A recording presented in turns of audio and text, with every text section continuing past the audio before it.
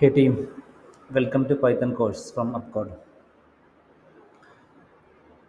ഈ സെഷനിൽ നമ്മൾ കവർ ചെയ്യുന്നത് പൈത്തണിൻ്റെ ഒരു ഇൻട്രൊഡക്ഷൻ ആണ്. ഇപ്പം പൈത്തൺ എന്നുള്ളത് എന്താണ്? പൈത്തൺ എന്നുള്ളത് നമുക്കറിയാം. നിങ്ങൾ എന്തായാലും ഗൂഗിൾ ചെയ്ത് നോക്കിയിട്ടുണ്ടാകും പൈത്തൺ എന്നുള്ളത്. Python is a high level general purpose programming language. ഇതിൽ ജനറൽ പർപ്പസ് എന്നുകൊണ്ട് ശരിക്കും it is truly general purpose. Different kind of അപ്ലിക്കേഷൻസിന് വേണ്ടി നമ്മളതിനെ ഉപയോഗിക്കുന്നുണ്ട്, ഡെവലപ്പ് ചെയ്യാൻ വേണ്ടി നമ്മൾ ഉപയോഗിക്കുന്നുണ്ട്. Python is designed by a Dutch mathematician and scientist named Guido van Rossum. Dutch മാത്തമാറ്റീഷ്യനാണ് ഇത് ഡിസൈൻ ചെയ്തിട്ടുണ്ടായിരുന്നത്. ഇത് ഇപ്പം ലേറ്റസ്റ്റ് വേർഷൻ എന്ന് പറയുന്നത് 3.11 ആണ്. അപ്പം മാർക്കറ്റിൽ പൈത്തൺ 2 ഉണ്ട്, പൈത്തൺ 3 ഉണ്ട്. പൈത്തൺ 3 റിലീസ് 2008 തന്നെ പൈത്തൺ 3 റിലീസ് ചെയ്തിട്ടുണ്ട്. പക്ഷേ ഒരുപാട് പ്രോജക്ട്സ് പൈത്തൺ 2 ഉണ്ടായത് കാരണം മൈഗ്രേഷൻ ഒരുപാട് വർഷങ്ങളെടുത്തു. പല കമ്പനീസും സ്റ്റിൽ പൈത്തൺ 2 റൺ ചെയ്യുന്നുണ്ട്. പക്ഷേ ഇപ്പം ലേറ്റസ്റ്റ് ആയിട്ടുള്ളത് പൈത്തൺ 3 ആണ്.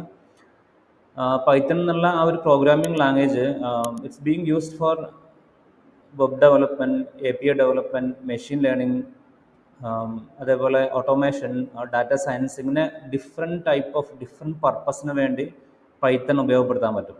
ഇപ്പോൾ നമ്മൾ ജോബ് നോക്കുകയാണെന്നുണ്ടെങ്കിലും പൈത്തൺ ജോബ് നോക്കുമ്പോൾ നമുക്ക് ഒരുപാട് ജോബ് കാണാൻ പറ്റും. അത് ഡിഫറെൻറ്റ് സെക്ടറിലായിട്ട് സെഗ്രിഗേറ്റ് ചെയ്തിട്ടായിരിക്കും കിടക്കുന്നുണ്ടാവാം.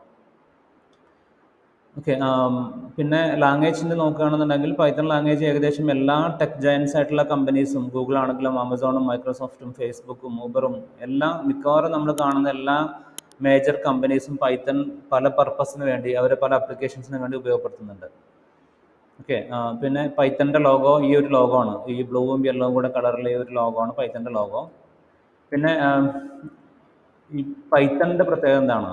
ഒരുപാട് പ്രോഗ്രാമിംഗ് ലാംഗ്വേജസ് ഉണ്ട്. നമുക്ക് പൈത്തണിൻ്റെ പ്രത്യേകത എന്താണ്? പൈത്തണിൻ്റെ ഏറ്റവും വലിയ സ്ട്രെങ്ത് എന്ന് പറയുന്നത് huge collection of libraries available ആണ്. നമുക്കറിയാം ലൈബ്രറി എന്ന് പറഞ്ഞാൽ എന്താണ്? ഓരോ പർപ്പസ് മീറ്റ് ചെയ്യാൻ വേണ്ടി, ഓരോ പർപ്പസ് അല്ലെങ്കിൽ ഒരു പ്രോബ്ലം സോൾവ് ചെയ്യാൻ വേണ്ടി നമ്മൾ ഡിഫറെൻ്റ് ആയിട്ടുള്ള റെഡിമെയ്ഡ് പാക്കേജസ് അല്ലെങ്കിൽ ലൈബ്രറീസ് അവൈലബിൾ ആണ്. അപ്പോൾ പൈത്തണിൻ്റെ കേസ് ആണെന്നുണ്ടെങ്കിൽ അതിൻ്റെ കണക്ഷൻ സോ ഹ്യൂജ്. ഇപ്പം അത് ഡിഫറെൻറ്റ് പർപ്പസിന് വേണ്ടി, മെഷീൻ ലേണിംഗിൽ തന്നെ പല പർപ്പസിന്, കമ്പ്യൂട്ടർ വിഷൻ അല്ലെങ്കിൽ ഡാറ്റ അനാലിസിസ്, അതേപോലെ ഗ്രാഫിക്കൽ യൂസർ ഇൻ്റർഫേസ് ക്രിയേറ്റ് ചെയ്യാനുള്ള ലൈബ്രറീസ് അവൈലബിൾ ആണ്. അതേപോലെ വെബ് ആപ്ലിക്കേഷൻസ് ബിൽഡ് ചെയ്യാൻ വേണ്ടിയുള്ള ഫ്രെയിംവർക്ക്സ് അവൈലബിൾ ആണ്, ലൈബ്രറീസ് അവൈലബിൾ ആണ്. ഡിജാങ്കോ എന്നെല്ലാം പറയുന്നത് അതിലൊരു എക്സാമ്പിളാണ്. അതുപോലെ ഫ്ലാസ്ക് ഉണ്ട്, ഫാസ്റ്റ് REST API പോലത്തെ സിനാരിയോ ബിൽഡ് ചെയ്യാൻ വേണ്ടി ഫ്ലാസ്കും അല്ലെങ്കിൽ ജാങ്കോ അല്ലെങ്കിൽ ഫാസ്റ്റ് API പോലത്തെ ഡിഫറെൻ്റ് ആയിട്ടുള്ള ലൈബ്രറീസ് അവൈലബിൾ ആണ്. അതേപോലെ ഇമേജ് പ്രോസസ്സിങ്ങിനുള്ള OpenCV പോലത്തെ ലൈബ്രറീസ് അവൈലബിൾ ആണ്. വെബ് സ്ക്രാപ്പിംഗ് എന്ന് പറഞ്ഞു കഴിഞ്ഞാൽ വെബ്സൈറ്റിൻ്റെ കണ്ടന്റ് നമുക്ക് സാധാരണ നമ്മൾ ബ്രൗസർ ഉപയോഗിച്ചിട്ട് വെബ്സൈറ്റ് ഓപ്പൺ ചെയ്യുന്നു, എന്നിട്ട് അതിൻ്റെ കണ്ടന്റ് നമ്മൾ നമ്മൾ തന്നെ റീഡ് ചെയ്യലാണല്ലോ. അതിന് പകരം നമുക്ക് വെബിൻ്റെ പേജ് പ്രോഗ്രാമാറ്റിക്കലി ലോഡ് ചെയ്യിപ്പിച്ച് അതിൻ്റെ കണ്ടന്റ് എല്ലാം നമുക്ക് സ്ക്രാപ്പ് ചെയ്തെടുക്കുന്നതിനാണ് നമ്മൾ വെബ് സ്ക്രാപ്പിംഗ്. ഉള്ള ഒരുപാട് ലൈബ്രറീസ് അവൈലബിൾ ആണ്. ടെസ്റ്റ് ഫ്രെയിംവർക്ക്സ് അവൈലബിൾ ആണ്. മൾട്ടിമീഡിയ പർപ്പസിനുള്ള, സയൻറ്റിഫിക് കാൽക്കുലേഷൻസിനുള്ള, ടെക്സ്റ്റ് പ്രോസസ്സിങ്ങിനുള്ള, ഇങ്ങനെ ഡിഫറെൻറ്റ് പർപ്പസിന് വേണ്ടിയുള്ള huge collection of standard libraries available ആണ്. അതാണ് പൈത്തൻ്റെ ഏറ്റവും വലിയ സ്ട്രെങ്ത്. മറ്റു പല പ്രോഗ്രാമിംഗ് ലാംഗ്വേജിനോട് നമ്മൾ കമ്പയർ ചെയ്യുന്ന സമയത്തും പൈത്തൺ എപ്പോഴും ലീഡ് ചെയ്യാനുള്ള കാരണം ഈ ഒരു റീസണാണ്. Huge collection of standard libraries ആണ്. ഈ ലൈബ്രറീസ് തനിയെ ഉണ്ടാകുന്നതല്ല, കമ്മ്യൂണിറ്റി എഫേർട്ട് ഇട്ടിട്ട് ഡെവലപ്പ് ചെയ്തെടുക്കുന്നതാണ്.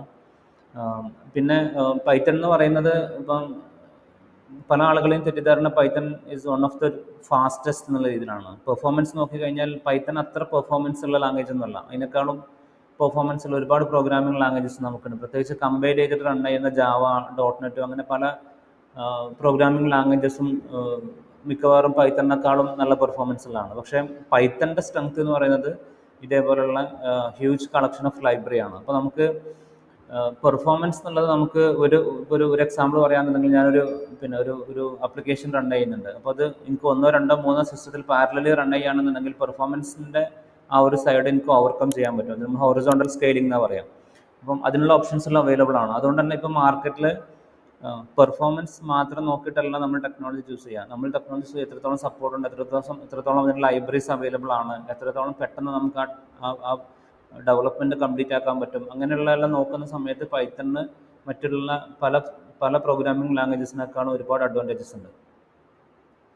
ഓക്കെ, അപ്പോൾ നമുക്കിനി ഇതിൻ്റെ ജേർണി സ്റ്റാർട്ട് ചെയ്യാം, പഠിക്കാൻ തുടങ്ങാം.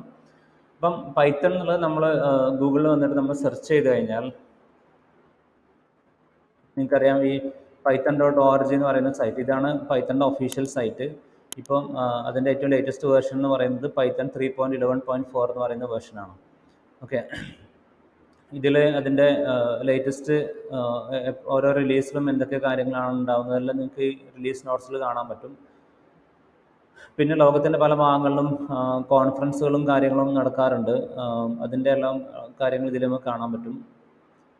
അതേപോലെ ഡിഫറെൻ്റ് ആയിട്ടുള്ള ലൈബ്രറീസ്, നമ്മൾ പറഞ്ഞ പല പർപ്പസിനും ഒരുപാട് ലൈബ്രറീസ് അവൈലബിൾ ആണ്. അപ്പോൾ ഇതിൽ ജാങ്കോ, പിരമിഡ്, അതേപോലെ ഫ്ലാസ്ക്, വെബ്2പൈ, ഇതെല്ലാം വെബ് ഡെവലപ്മെൻ്റ് ഉള്ളതാണ്. അതേപോലെ ഗ്രാഫിക്കൽ ഇൻ്റർഫേസ്, ഇപ്പോൾ നമ്മൾ ഈ ബ്രൗസർ ശരിക്കും ഒരു ഗ്രാഫിക്കൽ ഇൻ്റർഫേസ് ആണ്.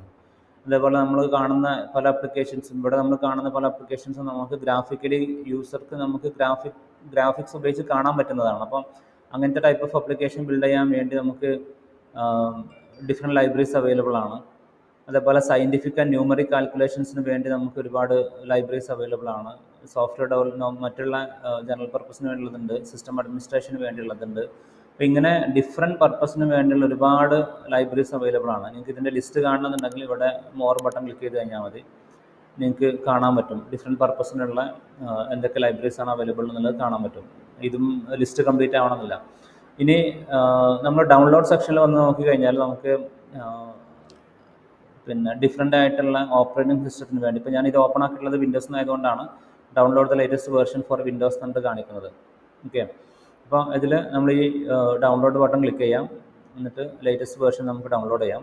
ബാക്കി അതിൻ്റെ ഇൻസ്റ്റലേഷൻ കാര്യങ്ങളും നമുക്ക് നെക്സ്റ്റ് സെഷനിൽ നോക്കാൻ പറ്റും. ഇനി ലേറ്റസ്റ്റ് അല്ല നിങ്ങൾക്ക് വേണ്ടത്, കുറച്ച് പഴയ വേർഷൻ ഏതെങ്കിലും ആണെന്നുണ്ടെങ്കിൽ നിങ്ങൾക്ക് ഇതേപോലെ ഇവിടുന്ന് ഏത് വേർഷൻ എടുത്ത് നിങ്ങൾക്ക് ഡൗൺലോഡ് ചെയ്യാനുള്ള ഓപ്ഷൻ അവൈലബിൾ ആണ്. ഓക്കെ.